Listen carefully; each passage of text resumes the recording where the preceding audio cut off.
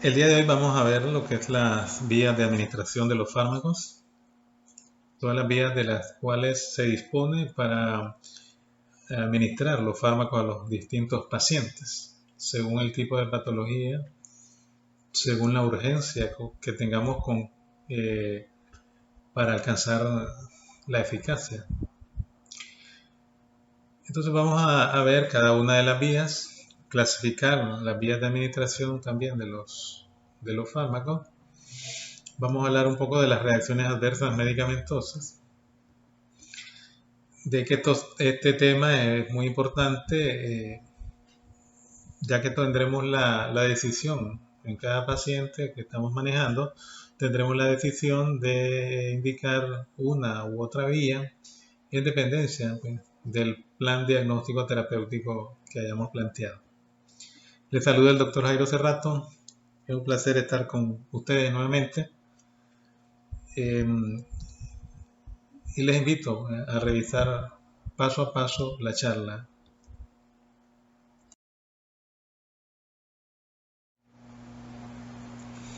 Bien, entonces vamos a hablar de las vías de administración. Como ustedes pueden ver, una jeringa, una aguja atravesando la barrera de la piel, ¿verdad? Del medio exterior, penetra y va a haber una absorción cuando alcanza el torrente sanguíneo. Entonces, de ahí vamos a hablar de una absorción mediata y de una absorción inmediata. Obviamente, la inmediatez es aquella que atraviesa directamente el torrente sanguíneo, como estamos hablando de una inyección intravenosa. Ahí se da una absorción inmediata. Recuerden que ahí se alcanza la biodisponibilidad máxima.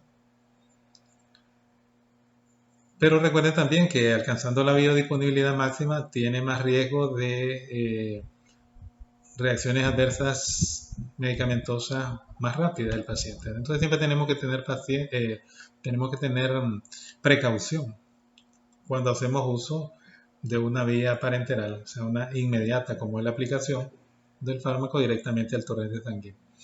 La absorción inmediata quiere decir que el fármaco es administrado, por ejemplo, por vía oral y tiene que atravesar toda la barrera hasta alcanzar la circulación. Entonces, para que los fármacos se pongan en contacto con los tejidos y órganos en los que actúan, deben atravesar la piel y las mucosas. Entonces, se sabe que la absorción puede ser mediata, en este caso, ¿verdad? Mediata o bien sea indirecta, en el caso de la vía oral. De la vía oral tiene que pasar por el tubo digestivo, absorbido, ¿no?, a nivel del intestino delgado en la mayoría de los fármacos. Y por eso se le dice que es una absorción indirecta, porque va a alcanzar el torrente sanguíneo pasando por todo el tubo digestivo hasta alcanzar los capilares. También puede ser de administración inmediata o directa. En este caso, la inmediata o directa sería alcanzando el torrente sanguíneo. Estamos hablando de las vías de la vía intramuscular o intravenosa. Bien, entonces aquí tenemos lo que es la clasificación de las vías de administración, que pueden ser mediatas o indirectas, porque no alcanzan directamente el torrente sanguíneo, recuerden. Y aquí se pueden englobar, ¿no?, a las vías oral, sublingual, la vía rectal, a través de la aplicación de supositorios, por ejemplo, o bien la vía respiratoria, aplicando fármacos aerosol, como el salbutamol en el caso del asma, por ejemplo. También se describen aquí en las vías de administración inmediatas o indirectas, la vía dérmica, cuando aplicamos una pomada, una crema, una loción, es absorbido a través de la piel y llega a alcanzar el torrente sanguíneo para lograr la eficacia. También la vía geniturinaria, por ejemplo, cuando se administra un óvulo vaginal o una crema vaginal, se alcanza el torrente sanguíneo indirectamente. Asimismo, lo que es la vía conjuntival, la instilación de gotas para X objetivo, logra alcanzar el torrente sanguíneo y obviamente tiene una eficacia. Dentro de las vías inmediatas, o sea, directas, están las vías intradérmicas. Bueno, esa es poco usado a nivel de medicina, pero se pueden realizar una serie de procedimientos. En la subcutánea, pues, en algún momento se puede utilizar, pero las más utilizadas son la vía intramuscular para muchos de los fármacos que vamos a prescribir, o la vía intravenosa. ¿Ya? La vía la pongo como intravascular porque puede ser intravenoso o intraarterial, pero en la mayoría de veces, o casi siempre, vamos a utilizar la vía endovenosa para la administración de medicamentos en los pacientes. Asimismo, lo que es la vía intraperitoneal se refiere a la vía de administración inmediata, la intrapleural, la intraarticular, la intraósea, la intratecal, que se refiere a la aplicación de fármacos a nivel de la médula espinal. Solo lo hace un especialista en anestesiología. Y la intraneural, ¿verdad? Básicamente estas vías de administración son realizadas solo por especialistas. Bien, entonces hablamos de la vía oral, es la más utilizada, la más barata, es la más fisiológica, la más cómoda, pero tiene sus inconvenientes, ¿verdad? No la podemos utilizar o no la podemos indicar en el paciente en algunas circunstancias, como cuando el paciente está inconsciente, por ejemplo, cuando el paciente tiene vómitos, obviamente, o dificultades de la deglución, o bien si requerimos un efecto rápido. Si el paciente no llega en emergencia, eh, puede ser el ejemplo de una anafilaxia, por ejemplo, le picaron unas abejas al paciente, desarrolló anafilaxia y ustedes necesitan revertir ese problema. Entonces, no van a recurrir a la vía oral.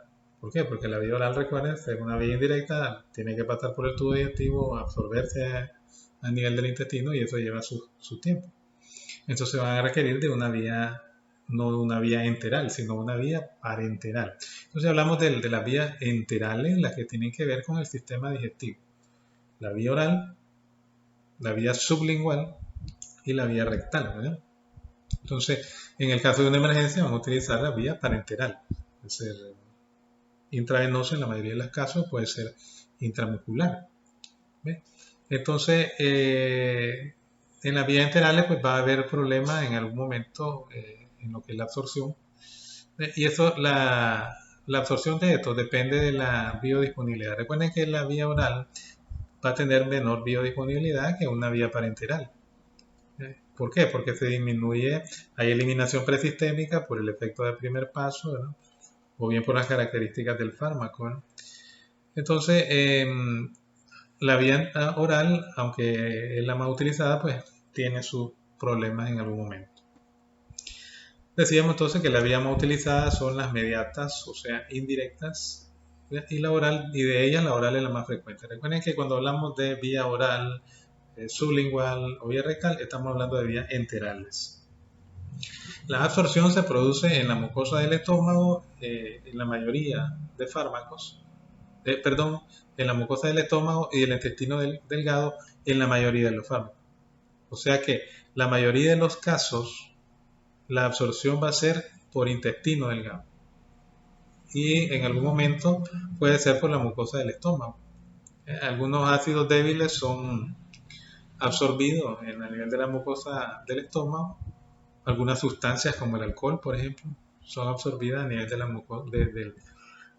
mucosa del estómago. Pero la mayoría de fármacos se absorben a nivel de intestino delgado, habitualmente por un proceso de difusión pasiva, condicionado por la naturaleza de los fármacos y por la diferencia del pH. Entonces, en principio, los ácidos débiles se encuentran en el jugo gástrico, que obviamente es una solución de ácido clorhídrico. Los ácidos débiles encuentran un medio adecuado para su absorción. No obstante, les decía, la mayoría de fármacos son bases y por tanto se absorben mayormente a nivel de intestino delgado. Es importante tomar en cuenta en la vía oral la importancia que reviste el hígado en la absorción y por tanto en la eficacia de los fármacos. Entonces está la vía oral y la vía sublingual, están muy estrechamente relacionadas con el sistema hepático. Se sabe que las venas que drenan la mucosa gastrointestinal son afluentes de la vena porta. Entonces, como ustedes pueden ver en la imagen, del intestino, o sea que el fármaco vía vena porta va a ingresar al hígado, ¿no? Se absorbe a nivel del intestino, llega por la vena porta al hígado. ¿Por qué va a ir al hígado con este? Porque tiene que haber una eliminación presistémica. Tienen que volverse más hidrosolubles los fármacos para que sus metabolitos sean excretados. Entonces los fármacos llegan por lo tanto al hígado y sufren un proceso de metabolización hepática antes de alcanzar la circulación sistémica y los tejidos. Acuérdense que esa es la eliminación presistémica, o sea que el primer paso hepático y el segundo paso hepático. Entonces el efecto del primer paso, decíamos, es para que se vuelva más hidrosoluble el fármaco y pueda ser eliminado. Entonces, ya una vez que se redujo el fármaco como tal, entonces alcanza la vena cava, va al corazón, hacia toda la circulación y obviamente alcanza los tejidos, ¿verdad? Entonces, es muy importante conocer esto porque no todos los fármacos, como les decía, va a tener una biodisponibilidad del 100%. ¿Por qué? Porque van a ser metabolizados previamente en el hígado. Y eso hace que alcancen en menor concentración los tejidos. Por ejemplo, aquí se muestra la diferencia con la vía sublingual. La vía sublingual evade, como ustedes pueden ver, evade el metabolismo hepático. Entonces, puedo preguntar yo, ¿cuál es la diferencia entre la vía oral y la vía sublingual? En que la vía oral sufre metabolismo hepático, sufre eliminación presistémica, mientras que la vía sublingual va directo a la vena cava y alcanza los tejidos. Entonces, obviamente, la biodisponibilidad de la vía sublingual es mayor que la de la vía oral. Entonces, se dice que algunos compuestos se excretan por la bilis y vuelven a absorberse en el intestino, o sea que estos sufren recirculación enterohepática. Es importante que tomemos eso en cuenta, ¿verdad? En los casos de los tóxicos. Un tóxico puede estar recirculando y puede ser difícil de manejar el paciente. Bien, entonces aquí tenemos la vía sublingual, utilizo la misma imagen para que nos grabemos la diferencia con la vía oral. Decimos, la mucosa bucal posee un epitelio que está muy vascularizado y los fármacos pueden absorberse ahí. Entonces las zonas más selectivas están localizadas en la mucosa sublingual, la base de la lengua y la pared interna de las mejillas. El sistema venoso de la boca drena en la vena cava superior y no en la vena porta. Como ustedes lo pueden ver, evita el paso hepático porque ella va por la yugular, drena en la vena cava superior y por tanto no va a la porta, no tiene metabolización hepática. De forma que los preparados, los medicamentos administrados, van a evadir el paso por el hígado y obviamente la inactivación que ahí se da. Porque, ¿cómo se da ahí? Pues acuérdense por la citocromo P450 que produce reacciones de óxido-reducción de hidrólisis. Entonces se eluden la inactivación por las secreciones gástricas e intestinales. Ahora hablamos de la vía rectal. La absorción es errática, decimos. La literatura dicen es errática, es irregular, es incompleta, puesto que el medicamento, en este caso el fármaco, se mezcla con el contenido rectal y no contacta directamente con la mucosa. Entonces, como ven ahí ustedes, las venas hemorroidales superiores drenan en el sistema porta, en la vena porta, y una cantidad del fármaco pasa al parénquima hepático. Entonces, una parte nada más, ¿verdad? ¿Por qué? Porque es la proveniente de las hemorroidales superiores. Van a la porta, al hígado, sufren fenómenos de primer paso, posiblemente de segundo paso hepático, etc. Pero ¿qué pasa con el fármaco que va vía por las venas hemorroidales medias? Entonces, estas van directamente a la vena cava, igual que en la vía sublingual, este va directamente a la vena cava, al corazón y a los tejidos, entonces no van a tener efecto o eliminación presistémica, ¿verdad? Parecido a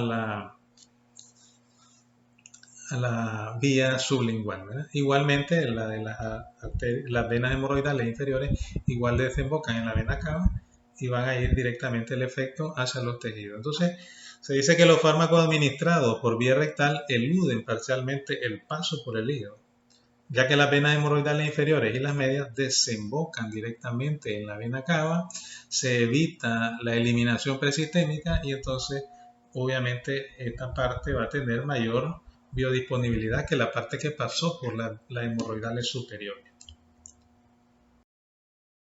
Ahora lo que es la vía subcutánea, decimos que el fármaco se inyecta debajo de la piel, aquí lo pueden ver, ¿verdad? Desde ahí difunde a través del tejido conectivo y penetra en el torrente circulatorio. La administración suele realizarse en la cara externa del brazo o del muslo, como pueden ver en la imagen, o la cara anterior del abdomen. Entonces la vía subcutánea se administra para algunos tipos de fármacos, como la insulina, por ejemplo, ¿verdad? O la eritropoyetina recombinante. La absorción puede acontecer por un proceso de difusión simple o por poros a nivel de la membrana del endotelio capilar. Entonces la absorción subcutánea es generalmente más lenta que la intramuscular, aunque más rápida que la oral. Entonces la absorción subcutánea es más lenta que la intramuscular, sí, ¿verdad? Pero tiene su ventaja en relación a la oral. Acuérdense que la subcutánea es una vía parenteral, entonces entran dentro de las vías directas, las vías inmediatas. Ahora vemos lo que es la vía intramuscular. Ustedes miran ahí la jeringa, la aguja en ángulo de 90 grados atravesando todas las capas hasta el músculo. Aquí pueden ver los sitios de inyección, el deltoide, el cuadrante superior, en el glúteo, el cuadrante superior externo, o puede ser el vasto lateral en su tercio medio. Entonces, en este caso, el líquido se disemina a lo largo de las hojas del tejido conectivo situadas en las fibras musculares. La absorción es más rápida, regular, más que por vía subcutánea y obviamente provoca menos dolor. Obviamente provoca menos dolor si la técnica está siendo bien empleada. La vía intramuscular resulta especialmente útil para fármacos que se absorben mal por vía oral o bien para situaciones en las que no se tolera la vía oral, ¿verdad? En el caso, ¿cuáles se absorben mal por vía oral? Los aminoglucósidos, por ejemplo. La gentamicina, que la vamos a ver en su momento. La micacina. Y estos se degradan por vía oral. Entonces, por eso es que hay que administrarlo por vía parenteral, en este caso intramuscular. O la penicilina G, por ejemplo, que tiene un primer paso hepático muy importante, como la lidocaína, que es un anestésico. La absorción de las sustancias solubles oscila entre 10 y 30 minutos. O sea que obviamente no tiene la rapidez que la intravenosa, pero tiene su rapidez. Si ustedes ponen una inyección intramuscular de un fármaco, esperan el resultado en 20-30 minutos. Obviamente ya en la vía intravascular hablamos, como la imagen lo muestra, en la vía endovenosa, la intravenosa es rapidísimo. Allí la biodisponibilidad, recuerden que es de máxima, pero recuerden tener cuidado. Están introduciendo el fármaco directamente al torrente sanguíneo, lo que pone en riesgo al paciente también de sufrir reacciones adversas medicamentosas rápidas.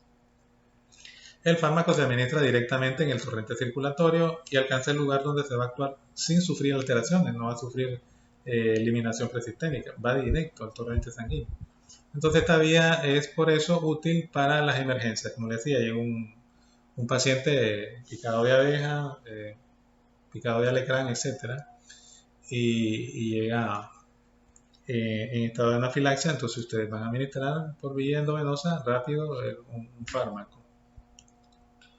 La forma más rápida de introducir un medicamento en el torrente circulatorio es habitualmente por vía intravenosa. Entonces el efecto aparece al cabo de los 15 segundos. ¿verdad? Obviamente, le decíamos, la vía intramuscular se esperan 20 a 30 minutos, pero en la vía endovenosa inmediatamente. Ya en 15 segundos ya está el efecto. El fármaco, una vez administrado, no puede eliminarse. No hay eliminación presistémica, acuérdense. Y no se controla el ritmo y si no se controla el ritmo de administración pueden aparecer efectos tóxicos. Por eso la inyección intravenosa tiene que ser lenta. A mí me gusta utilizar mejor el microgotero. Van a administrar una dosis de ceftriaxona, hidrocortisona, etc. Entonces, tiene que ser lenta, ¿verdad? Un antibiótico que van a poner intravenoso siempre en la rapidez con que tienen que poner la inyección tiene que ser muy lenta. Tienen que aplicar bien la técnica que van a aprender en el hospital. Entonces, la velocidad tiene que ser lenta, ¿para qué? Para evitar los efectos tóxicos. Entonces las reacciones anafilácticas son además especialmente graves. Se ponen directamente un fármaco a toda velocidad y van a provocar más bien un estado de shock.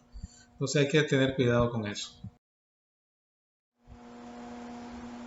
Bien, entonces ahora vamos a hablar de las reacciones adversas. En este caso hay que establecer bien la diferencia entre reacción adversa medicamentosa y efecto secundario. No es lo mismo. Reacción adversa medicamentosa es todos aquellos efectos nocivos o indeseados, dañinos, nocivos, que se presentan tras la utilización de un fármaco. El ejemplo más claro, alergia a la penicilina, alergia a los AINES, como es los AINES o el diclofenac, por ejemplo. Esa es una reacción adversa medicamentosa. Ustedes administran un fármaco y no todos los pacientes van a desarrollar alergia.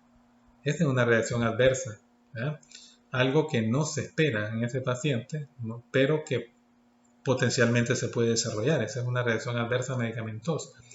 Pero ¿cuál va a ser el efecto secundario? Es aquel derivado de la acción primaria del fármaco. O sea que es algo que ustedes esperan. En su mecanismo de acción, el fármaco genera un efecto secundario. Vamos a poner el ejemplo de los fármacos para la alergia, por ejemplo. Difeniramina. En algún momento han de haber tomado ustedes difeniramina. Esta atraviesa la barrera hematoencefálica y produce somnolencia. Entonces, la somnolencia no es una reacción adversa medicamentosa, es un efecto secundario que sí tiene alguna implicancia. El paciente no puede ser que no puede conducir porque ya le produce somnolencia, pero eso se considera un efecto secundario, es algo esperado en todos los pacientes. Ustedes de 10 pacientes que van a administrarle o van a indicarle difeniramina, en los 10 pacientes esperan ustedes que les provoque somnolencia. Entonces uno le dice, mire, este fármaco es excelente para esta indicación, pero como efecto secundario le va a provocar esto y esto, no se me asuste. El salbutamol, por ejemplo, en el caso del asma, ya se le dice al paciente, mire, este fármaco le va a producir taquicardia, le va a acelerar el corazón. No se me asuste que posteriormente el cuerpo se va acostumbrando y es menos la reacción. ¿verdad? Entonces el paciente dice, la tengo alergia al salbutamol. No, eso es un efecto secundario, un efecto esperado por el mecanismo de acción del fármaco. Bien, entonces, entre las reacciones adversas tenemos varios tipos. De tipo A es una exageración del efecto y eso es dosis dependiente. A mayor dosis, mayor reacción adversa. Entonces, reduciendo la dosis, bajamos la incidencia. De tipo B, el mecanismo es inmunológico, como en las alergias, ¿verdad? No son dosis dependientes y suspendiendo el tratamiento, pues se logra revertir la situación. Obviamente esto tiene una alta mortalidad si se presenta la reacción adversa y no la manejamos. De tipo C, las que tras la administración prolongada se presentan, como es la farmacodependencia. O sea, están administrando o está utilizando una benzodiazepina a un paciente para los nervios, para dormir, y cada día va tolerando más dosis y se vuelve dependiente. Entonces, eso es una de tipo C. La de tipo D aparecen tiempo después de suprimir la administración, como son los efectos carcinogénicos. Hay tratamientos para el cáncer que 10 años después pueden producir una reacción de leucemia, por ejemplo. Entonces, esas son reacciones adversas de tipo E. Y de tipo F, debido a la impureza o excipiente o contaminante, puede ser que le administraron un suero que, gracias a Dios, ya eso ya no se da. Por ejemplo, con los sueros intravenosos, que hace muchos años habían problemas tal vez con las impurezas, y entonces eso va directamente al torrente sanguíneo y puede producir un daño al organismo. Pero ahora no, ¿verdad? Todos los preparados que son para aplicación intravenosa van bien vigilados, bien certificados.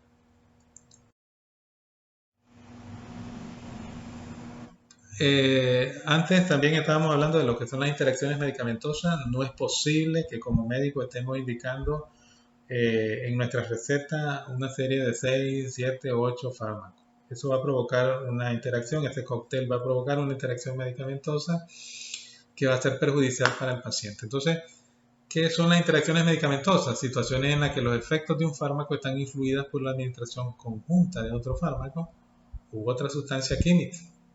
Aquí no abarca solo los fármacos, el alcohol.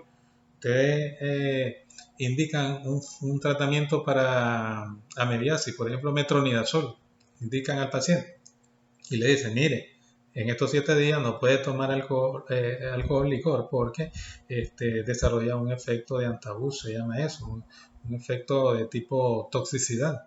Entonces ya le orientan al paciente. ¿No? En el caso del cigarrillo, del tabaco, ¿verdad? Inhibe los efectos del otro fármaco, etc. Entonces, las interacciones medicamentosas es una situación a tomar en cuenta siempre, ¿verdad? ¿Para qué? Para evitarle gastos innecesarios al paciente y sobre todo efecto al organismo de ese paciente. Entonces la interacción farmacológica puede ser cualitativa, o sea que la calidad del fármaco está provocando interacciones con los otros eh, por cantidad, perdón, ¿verdad? Por cantidad, porque hay demasiados fármacos están interactuando, o bien por calidad. ¿Verdad? La calidad del fármaco no es la adecuada y está provocando interacciones. Dentro de la cuantitativa puede ser por aumento del efecto o por disminución del efecto. Entonces las interacciones clínicas clínicamente pueden ser indeseables o beneficiosas. ¿Cuándo son beneficiosas las interacciones medicamentosas? Cuando se aprovecha el sinergismo. Recuerden que antes lo dije, un fármaco puede ser agonista cuando fomenta o estimula el efecto del otro fármaco, pero puede ser antagonista cuando se contrapone al efecto de un fármaco. Entonces, yo puedo hacer una interacción medicamentosa entre ampicilina, por ejemplo, y gentamicina en el tratamiento de la sepsis del recién nacido, por ejemplo. Esa es una interacción provechosa, beneficiosa. Pero las interacciones clínicamente indeseables son aquellas donde se junta un sinnúmero de fármacos que de futuro pues, van a provocar una serie de problemas en el paciente.